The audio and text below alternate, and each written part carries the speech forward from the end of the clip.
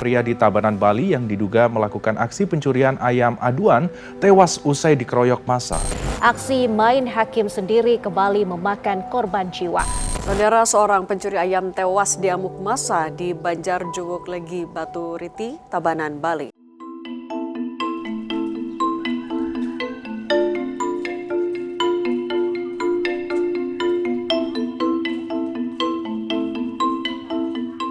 Suara kulkul bulus memecah sunyi. Kegaduhan itu menyentak kesadaran masyarakat Batu Riti, Tabanan, Bali.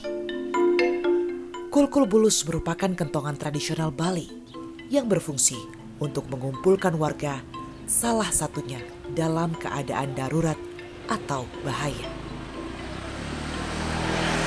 Cepat, keras, dan berulang. Sebuah ritme yang mengantarkan pesan ada yang tak beres malam itu. Tak satu pun warga menginginkan terbangun dari tidur lelapnya pada Jumat 24 Juli 2026 kala itu karena mendengar tanda bahaya di Banjar Dinas Juwuk Legi.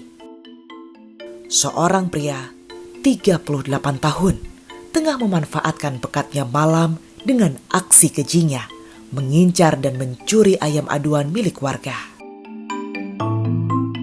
Dengan amarah yang meluap, warga mengejar dan menghujaninya dengan pukulan hebat, tendangan bertubi, serta melakukan segala cara untuk melumpuhkan lelaki itu. Lelaki yang belakangan diketahui adalah Ketut Darmawan, warga Sidetapa, Buleleng, Bali. Seakan amarah yang mengganas itu menjadi gelombang emosi yang tak terbendung.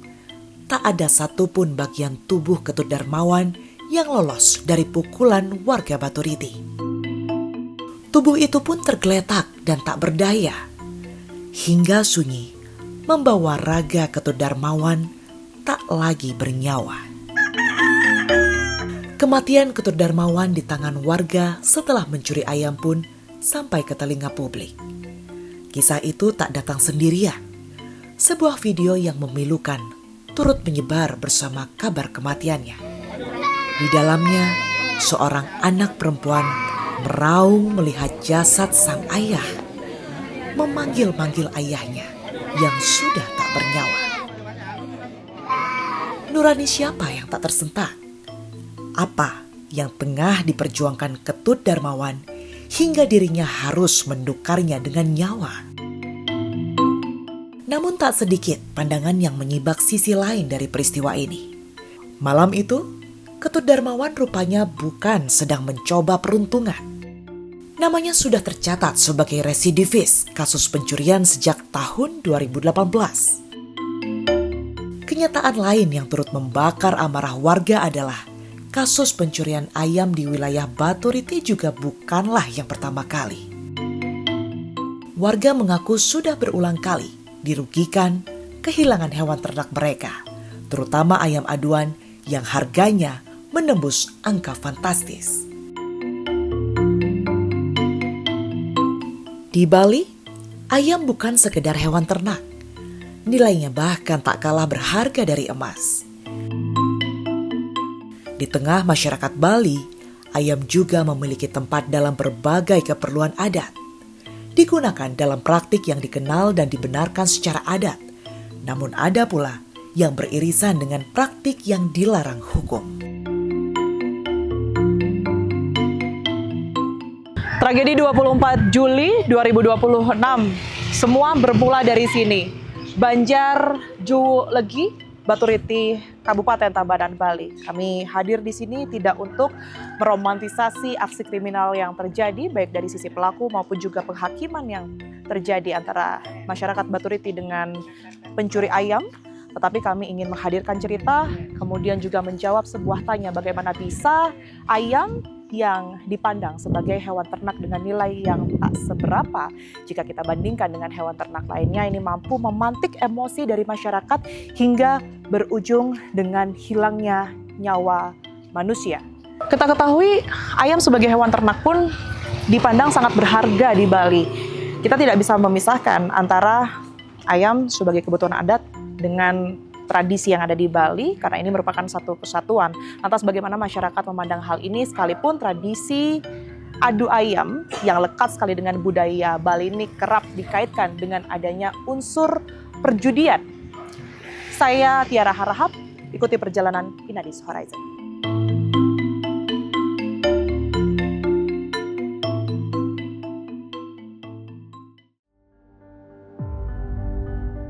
Lahan pertanian menyapa kami untuk menelusuri jejak peristiwa memilukan di Batu Riti. Tak ada keramaian yang mengundang ujung mata kami untuk terus bertahan menatapnya. Batu Riti hari ini tetap menjunjung tinggi nilai-nilai Hindunya. Namun ada cerita panjang, hingga akhirnya Batu Riti menjadi buah bibir yang jauh dari kedamaian.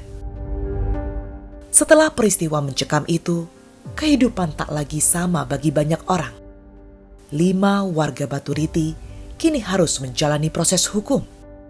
Dan di rumah-rumah yang mereka tinggalkan, ada keluarga yang harus belajar menjalani hari-hari tanpa sosok yang selama ini menjadi kepala keluarga. Kali ini saya mau menemui Pak Rizky ya namanya. Pak Rizky ini adalah orang yang pada saat kejadian dini hari di tanggal 24 Juli itu berhadapan langsung dengan KD yang melakukan pencurian ayam di sini. Kita akan dengar karena memang informasinya juga Pak Rizky ini sempat diancam, kemudian juga inilah awal mula hingga akhirnya warga keluar untuk kemudian ini menyelamatkan desa ini, khususnya melakukan penghakiman kepada KD.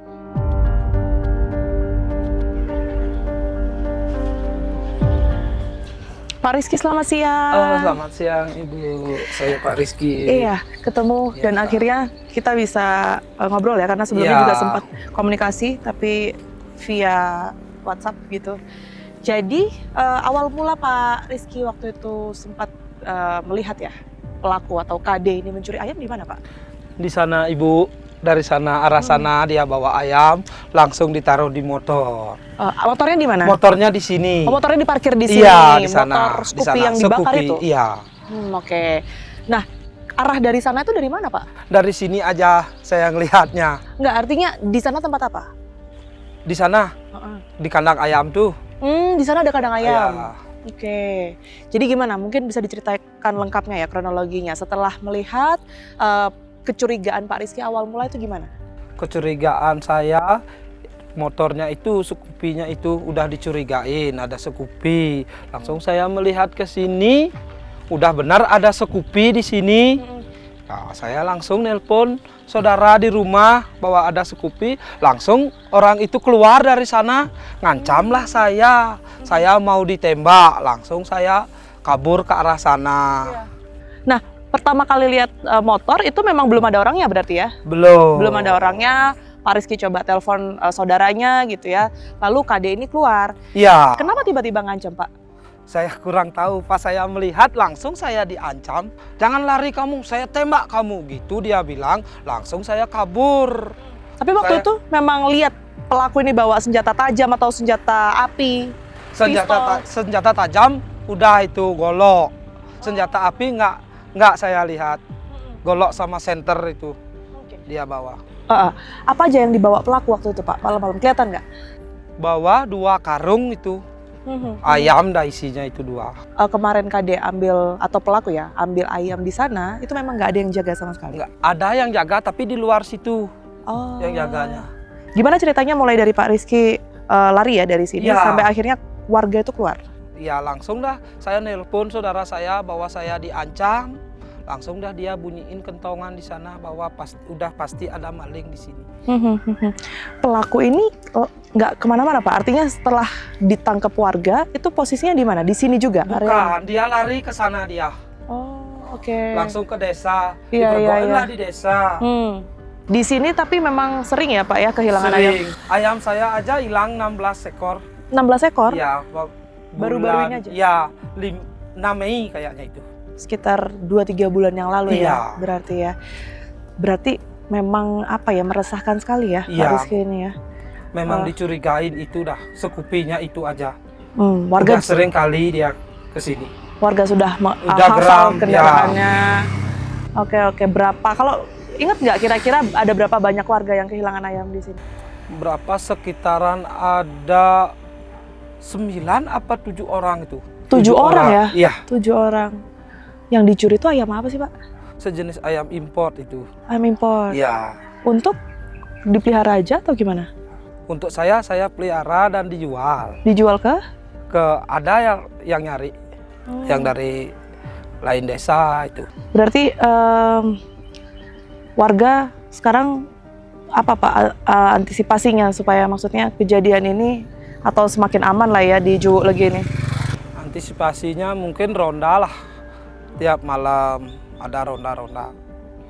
Ya, makasih Biar banyak Pak aman. Rizky. Iya. Semoga aman selalu ya Pak ya. Ya.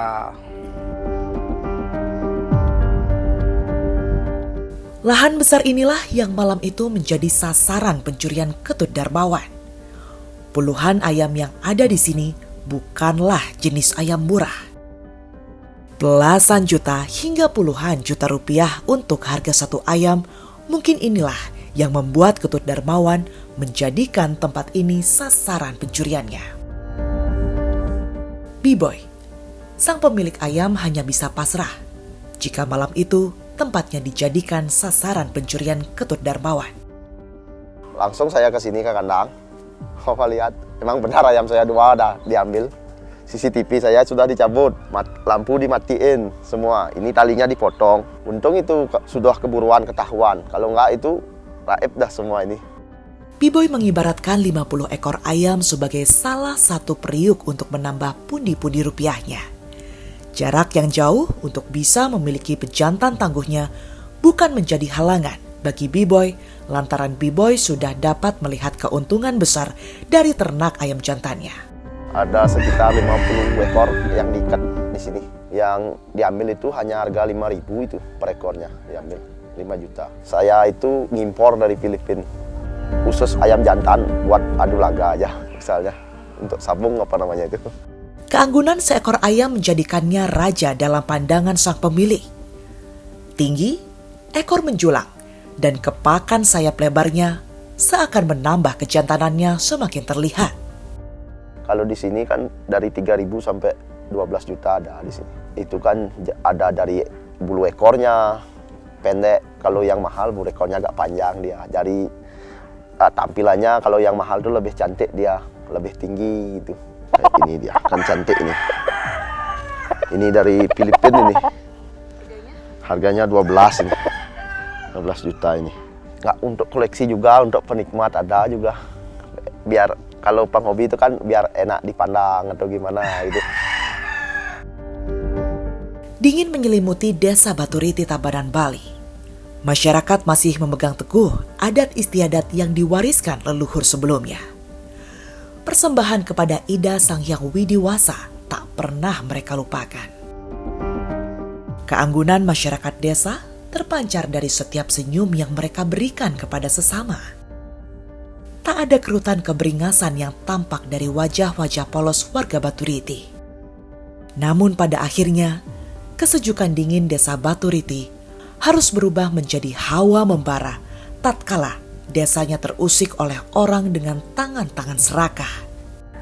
Kami di sini udah sampai 3 kali, 4 kali, dan bahkan sampai 6 kali. Nah terakhir, kami kejadiannya ini 2 ekor ayam. Nah mungkin kalau seandainya nggak ketahuan, malingnya itu sampai bisa 16 ekor bisa diambil. Berawal dari sana terjadilah kejadian seperti ini, dan bahkan warga kami waktu menemui pencuri ayam itu sekitar malam jam 1. Pengamanan kami pakai CCTV pertama.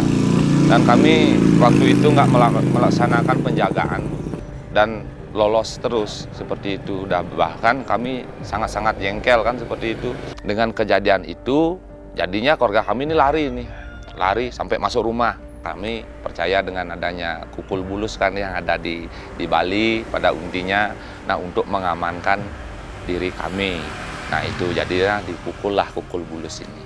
Dung seperti itu, jadinya ini udah menandakan ada maling. Nah, seperti itu. Warga kami ini panik dah.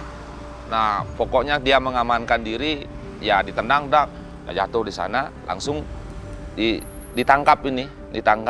Nah diikat. Nah saya suruh bawa di Balai Serbaguna namanya. Langsung saya manggil polisi. Masih hidup itu Bu, masih hidup. Nah, bahkan ditanya, kamu dari mana? Bilang dia, saya dari sini.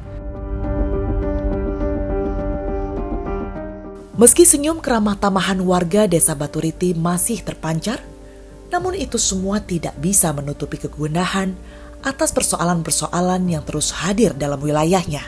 Bagaimanapun, tak ada luka yang membenarkan hilangnya hak hidup seseorang.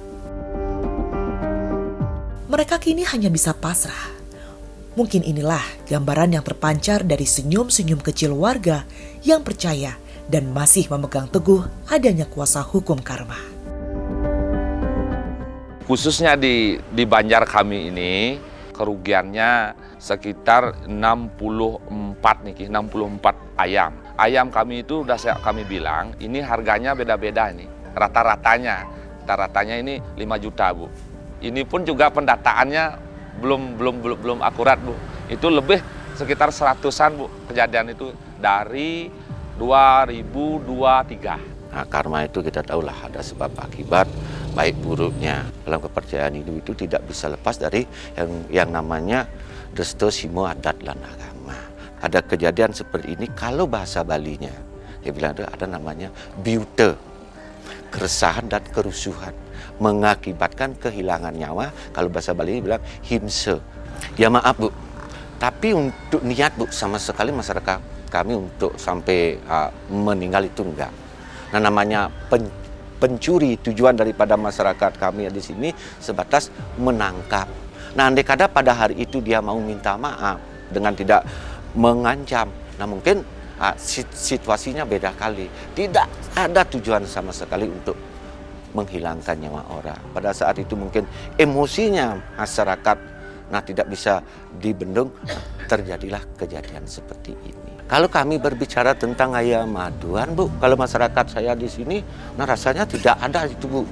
Di sini pada umumnya kami memelihara ayam itu untuk dijual, untuk memenuhi daripada kebutuhan ekonomi kami di sini. Hukum karma itu tetap menjadi dasar dari keseharian kita. Namun kesabaran masyarakat yang diuji setiap hari, tugas dan kewajiban masyarakat itu sebenarnya sederhana. Mereka bekerja, mencari nafkah, membahagiakan keluarganya, dan kemudian dengan kondisi global yang sangat berpengaruh kepada kemudian apa yang terjadi di Bali, ujian itu datang bertubi-tubi. Ada momen-momen tertentu yang tidak bisa kita benarkan juga sebenarnya, dan itu kemudian menjadi marah sekali, kemudian menjadi tulisan, kemudian menjadi ucapan. Dan bahwa tidak membenarkan kegiatan main hakim sendiri itu. Tapi bagaimana caranya agar itu tidak terjadi lagi? Kami mewakili segenap daripada masyarakat Juklegi, tokoh-tokoh masyarakat Juklegi, kami minta maaf khususnya kepada keluarga korban. Nah kemungkinan dengan adanya kejadian ini, kami masyarakat Juklegi dengan masyarakat Sido Tapo bisa bersatu. Kalau bahasa Balinya bisa bersaudara lagi.